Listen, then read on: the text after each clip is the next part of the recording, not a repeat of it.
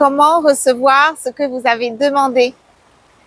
Peut-être que vous avez fait des demandes à la vie et que vous avez le sentiment de ne pas recevoir ce que vous avez demandé ou de recevoir une partie simplement et quelque chose qui ne correspond pas ni à votre demande ni à vos attentes. Eh bien, il est possible que vous ayez des résistances quant au recevoir et que votre recevoir soit bloqué. Alors, je vous propose dans cette vidéo d'aller voir pourquoi ce recevoir pourrait être bloqué, ce qui pourrait le bloquer et à quel centre énergétique il est question d'agir pour pouvoir rétablir ce recevoir.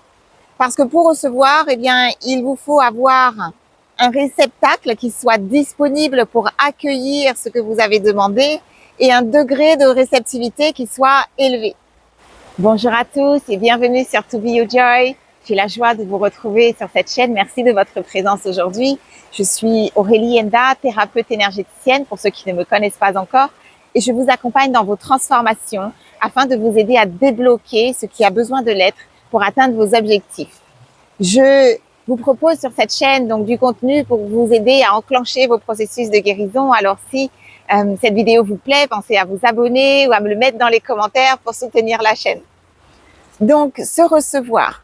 Vous faites vos demandes à la vie, vous êtes au clair avec ce que vous voulez attirer à vous, vous formulez vos demandes, vous mettez des choses en place, des actions, des outils que vous utilisez comme la loi d'attraction, etc. Mais vous sentez que le recevoir est bloqué ou vous n'aboutissez pas en tout cas au résultat escompté. Et vous vous dites, si je demande, eh bien, logiquement, c'est que je suis prêt ou prête à recevoir. Eh bien, non, pas tout à fait. Parce que vous pouvez demander à la tête et au mental, ou même à partir du cœur, avec l'ensemble de votre être, mais avoir donc une réceptivité qui n'est pas prête à recevoir et à accueillir ce que vous avez demandé. Et il est donc question de vibration ici et non pas de quelque chose d'intellectualisé au mental, et donc de la vibration que vous allez porter à votre deuxième chakra, votre deuxième centre énergétique qui est en charge de votre réceptivité et donc de votre recevoir. Ce deuxième chakra, il va avoir besoin d'être soutenu également par le premier chakra et par un degré de sécurité suffisant pour pouvoir poursuivre le travail d'ouverture, donc au deuxième, je rappelle, à votre bas-ventre, 3 doigts en dessous du nombril. À ce deuxième chakra, il est question d'ouverture, donc de réceptivité, et c'est un chakra qui a une polarité féminine. Donc on va considérer une des qualités de la féminine qui est le passif, c'est-à-dire cet état conscient d'être en inactivité, en inaction, pour être dans le recevoir. Regardez ma main. Si vous êtes dans l'action et que la main est sans arrêt en mouvement, eh bien, comment vous faites pour recevoir quelque chose? Quand vous demandez quelque chose et qu'on veut vous le déposer donc dans la main ou que vous voulez l'accueillir avec la main, il va être nécessaire d'être en passivité, d'être dans un calme qui est caractéristique du féminin et d'être dans une ouverture. Si vous demandez quelque chose et que votre main est fermée, ça va être compliqué de recevoir, n'est-ce pas? Et donc, cette qualité du féminin à l'opposé d'une qualité plutôt masculine qui va se jouer au troisième chakra, à l'action, à l'agir, au troisième centre énergétique, va demander plutôt au deuxième chakra d'être dans une passivité consciente et décidée afin de pouvoir s'ouvrir à recevoir dans un calme intérieur. Ce calme du féminin et cette réceptivité qui est caractéristique de la polarité féminine. Et pour cela, il faut que le premier chakra soit en sécurité suffisante pour pouvoir ouvrir. Imaginez si vous êtes en insécurité, que vous avez des peurs, vous êtes plutôt en protection. Et donc, regardez ma main instinctivement ce qu'elle fait, elle se referme. Et donc, vous ne pouvez pas recevoir. C'est parce que ce calme intérieur est possible que, vous voyez, dans ce geste, dans une douceur d'ouverture et de sérénité, que vous pouvez ouvrir au deuxième chakra. Donc, il y a déjà une condition de sécurité à obtenir à ce premier centre énergétique. Je vous invite à aller écouter la capsule sur le premier chakra si ce n'est pas fait, où je parle donc du rôle de ce premier chakra et comment aider ce centre énergétique à se remettre en équilibre. Maintenant, je pourrais aussi vous donner l'image, et je le fais volontairement parce que je vais en reparler dans la vidéo, d'une passoire, c'est-à-dire que on peut considérer la main comme réceptacle, mais j'aime utiliser l'image de la passoire et donc pas de la passoire, pardon, de l'entonnoir, je vais y arriver, de l'entonnoir, donc qui est votre réceptacle. Donc vous imaginez un entonnoir, tout le monde sait à quoi ressemble un entonnoir qui va recevoir. Et cet entonnoir, eh bien, si vous avez un petit entonnoir, eh bien, il reçoit pas grand-chose. Si vous essayez, par exemple, de récupérer de l'eau de pluie, prenons cet exemple, et il va recevoir en petite quantité. Donc, plus votre entonnoir est grand et en ouverture, et que vous avez peut-être jusqu'à un château d'eau, hein, pour pouvoir ouvrir à cette réceptivité, et plus vous allez pouvoir récupérer de l'eau. Ça, c'est la première chose. Maintenant, il y a également la qualité de votre réceptacle, et pour certains d'entre vous, vous avez un réceptacle qui est suffisamment ouvert, mais un réceptacle qui fait passoire. J'y arrive. C'est-à-dire que votre contenant a des trous et que vous avez comme des fuites qui ne peuvent pas retenir ce que vous demandez et que vous recevez, mais qui ne peut pas être gardé par votre être. Hein? Donc, les blessures qui sont caractéristiques de ce deuxième chakra qui va être en dissonance vont correspondre souvent donc à ces fuites, hein, à ces trous qui laissent passer votre abondance et ne vous permet pas donc de vous remplir, hein, d'avoir un tank qui se remplit comme un réservoir d'essence que vous remplissez et qui n'est pas hermétique, hein, et qui va laisser passer le liquide qui ne va pas pouvoir rester chez vous. Alors, la clé de compréhension que je veux vous apporter aujourd'hui dans cette vidéo est de prendre conscience de votre empreinte vibratoire, de la mémoire cellulaire qui est caractéristique de votre recevoir. La première personne qui va laisser une empreinte quant à votre recevoir va être votre mère.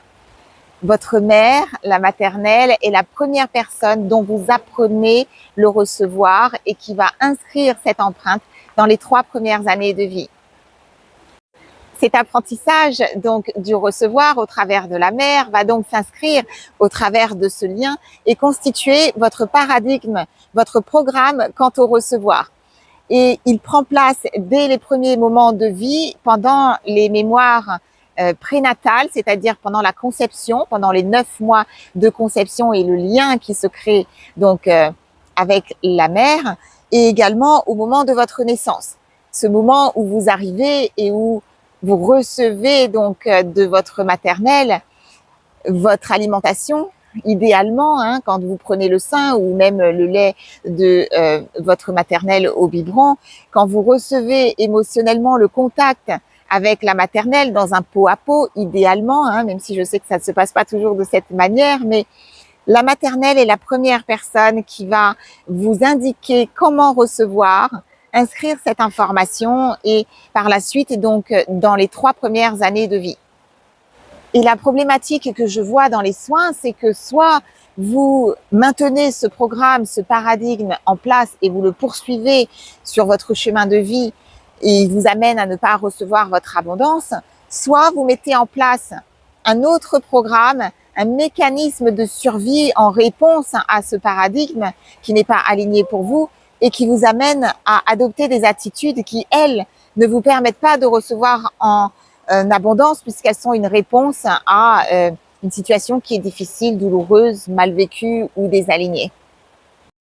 J'ouvre une parenthèse ici simplement pour préciser qu'il n'est pas question, là dans mon discours, de blâmer ou de rendre coupable qui que ce soit. Je pense que le métier de mère est certainement le métier le plus difficile du monde, mais il est plutôt question de valider et de reconnaître ce qui a été vécu de manière à pouvoir factuellement observer ce que vous avez traversé et vous aider à le guérir.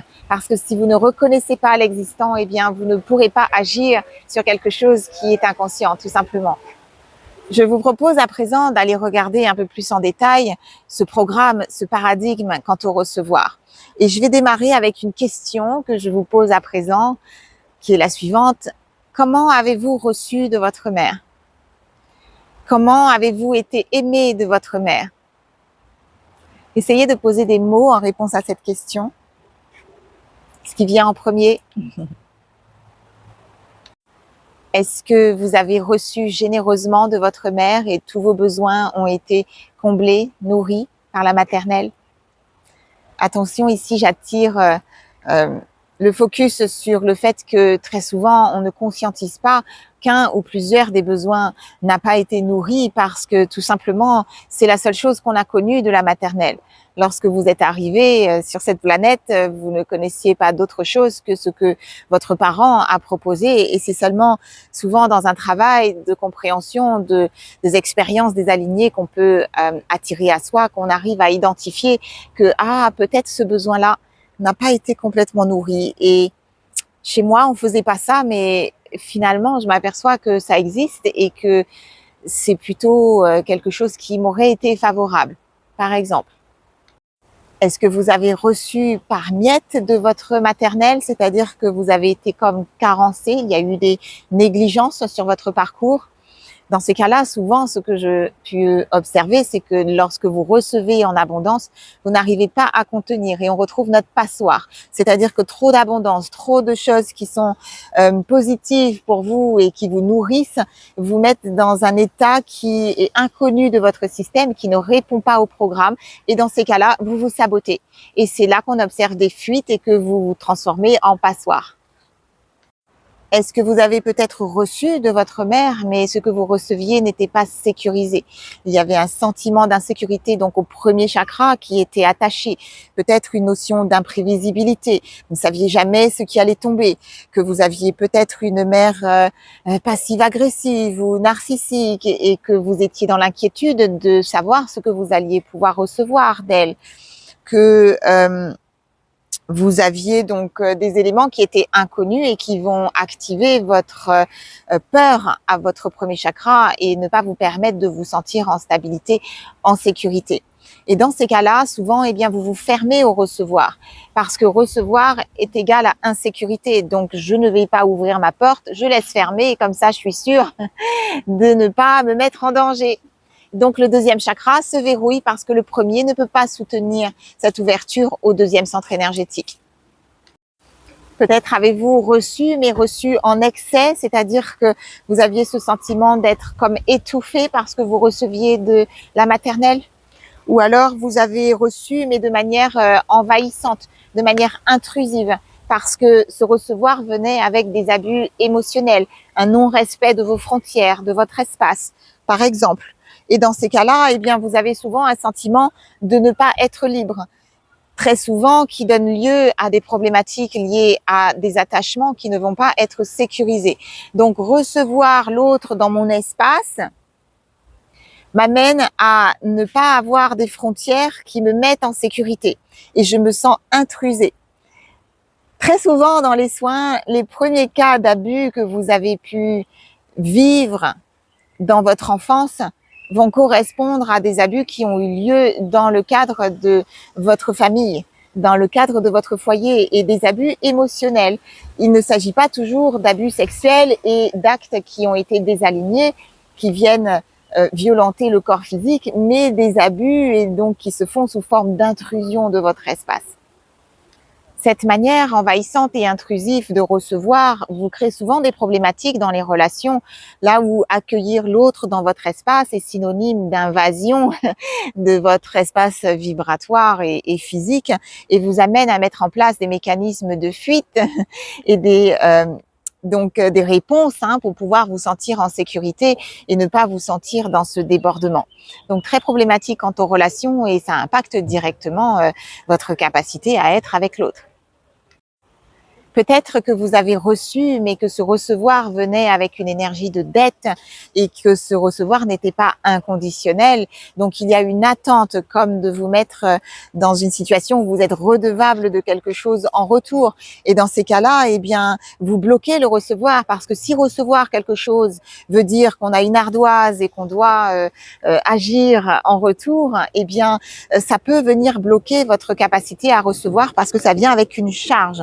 Et cela vient perturber votre deuxième chakra avec une énergie de dette qui crée des dettes au niveau de votre argent et de la capacité à recevoir de l'argent parce que recevoir veut dire qu'il doit y avoir une réciprocité obligatoire et qui est pesante.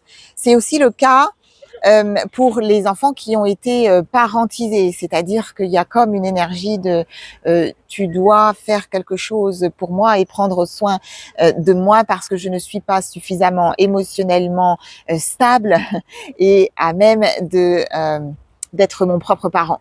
Et donc je demande à l'enfant d'être le parent que je ne peux pas être.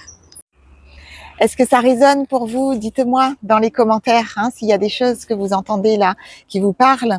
Et puis le dernier exemple que je vais vous proposer ici, c'est celui d'avoir reçu de la mère, mais avec une énergie d'usurpation. C'est-à-dire que je reçois quelque chose de la mère qui comme paraît être quelque chose que je vais recevoir, mais qu'en réalité, derrière, il y a un vol d'énergie. Mon énergie a été prise sans mon autorisation parce que la mère vient se servir chez l'enfant pour pouvoir nourrir ses propres carences, pour pouvoir combler ses propres carences. Et dans ces cas-là, il y a donc cette énergie d'usurpation et cette énergie de trahison qui va s'inscrire à votre deuxième chakra et qui vous amène après à vivre des relations qui sont entachées de cette vibration.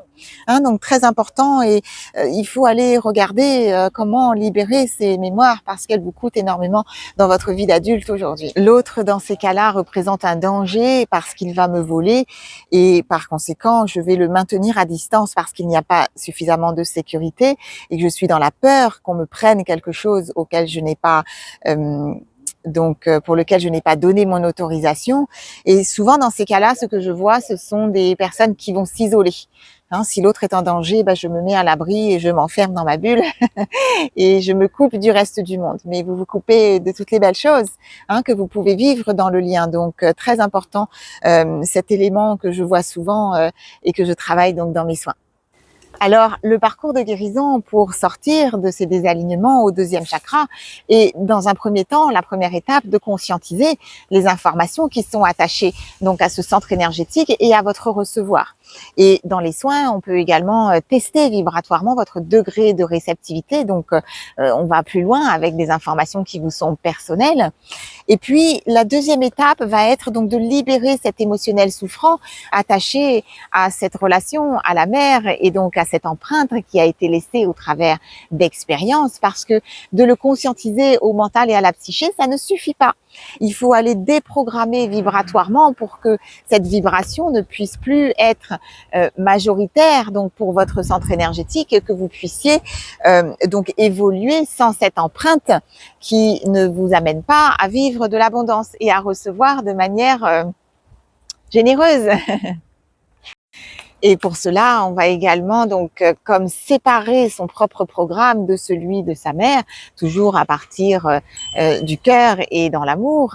Il ne s'agit pas d'être dans le rejet de la maternelle en elle-même, mais de ne pas laisser la place à un programme qui n'est pas le vôtre et celui qui vous dessert, et de s'assurer d'avoir un espace suffisamment dégagé pour, dans la troisième étape, j'y arrive, pour pouvoir reprogrammer. Donc, réinscrire un programme, ce que vous voulez créer. Mais avant ça, il faut faire des dégagements parce que d'inscrire un programme sur un espace qui a déjà été informé ne va pas vous donner les mêmes résultats ou pas de résultats du tout. Dans le pire des cas, d'accord? Donc, dans cette troisième étape, d'aller réinformer et de créer votre programme pour pouvoir décider la manière dont vous voulez recevoir et les informations vibratoires qui sont attachées à ce nouveau paradigme qui sera à présent le vôtre.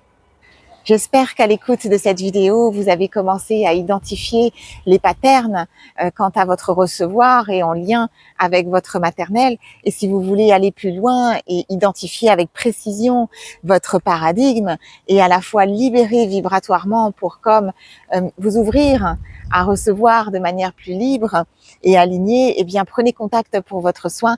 Mes coordonnées donc sont dans la description de la vidéo. Vous pouvez prendre contact, je vous ferai une réponse.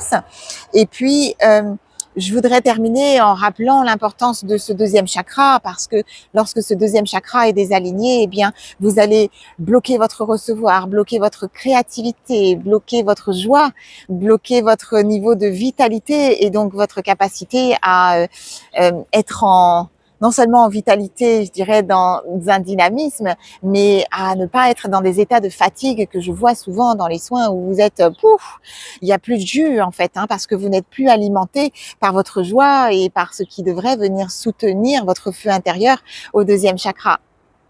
Et ça vous coûte extrêmement cher parce que ce deuxième chakra va aussi venir soutenir votre troisième centre énergétique, hein, dans cette verticalité pour monter vers le haut, ou à ce troisième, eh bien, vous allez avoir besoin de cette énergie pour agir et pour construire votre individualité, votre valeur de vous-même, donc l'amour de soi que vous allez pouvoir vous porter. Donc si votre deuxième chakra est verrouillé ou désaligné, eh bien, ça vient également vous perturber dans votre capacité à prendre votre place, à briller de tous vos talents, à vous ouvrir, à être en amour de soi. Hein, c'est ce qui me vient là de plus problématique dans le moment présent, mais pas que. Hein. Mais je vais m'arrêter là pour la vidéo d'aujourd'hui. J'espère qu'elle vous aura aidé sur votre chemin. Dites-moi dans les commentaires comment est-ce qu'elle a résonné pour vous. Et je vous remercie de vos partages, hein, toujours, et de votre présence sur la chaîne, de vos pouces qui soutient également mon travail. Pensez à partager autour de vous aux personnes qui pourraient en avoir besoin. Et bien pour l'heure, je vous remercie de votre écoute et de m'avoir suivi jusque-là. C'était Aurélie Enda, thérapeute énergéticienne sur To Be Your Joy. Et en attendant la prochaine vidéo, comme toujours, prenez soin de vous.